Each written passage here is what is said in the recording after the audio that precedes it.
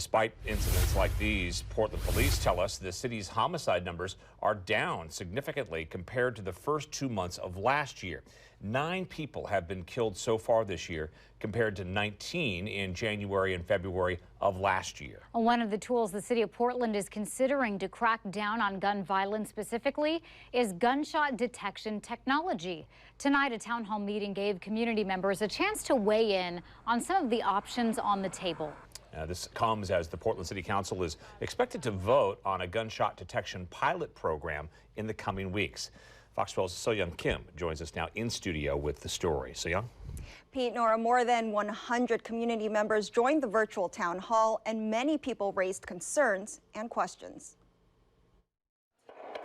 On Wednesday night, the Portland Committee on Community Engaged Policing held a virtual town hall on gunshot detection systems, including the technology known as ShotSpotter. A tool that is powered by artificial intelligence algorithms to attempt to detect gunshots in communities by using always-on microphones. The forum allowed people to provide feedback and learn more as the Portland City Council prepares to vote in the coming weeks on whether to move forward with a gunshot detection pilot.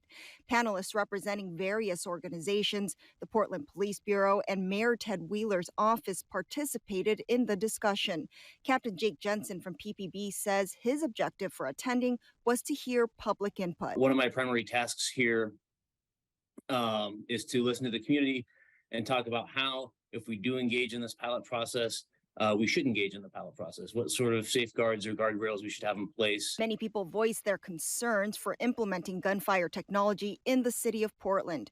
Leah Holland of Fight for the Future, a national digital rights organization, says adopting gunfire detection technology would not be effective. And we've also seen a huge error rate in terms of gunshots reported. What this could lead to is more confrontations between police and communities. Another common concern many people voiced during the town hall was privacy. Having a private conversation, and not only will ShotSpotter be listening, the police may also be listening, and any third-party vendors that ShotSpotter might sell that information to. People also say they would like the city to explore alternative solutions to tackling gun violence in Portland. We need more community-based solutions to end the desperation that is driving people to gun violence.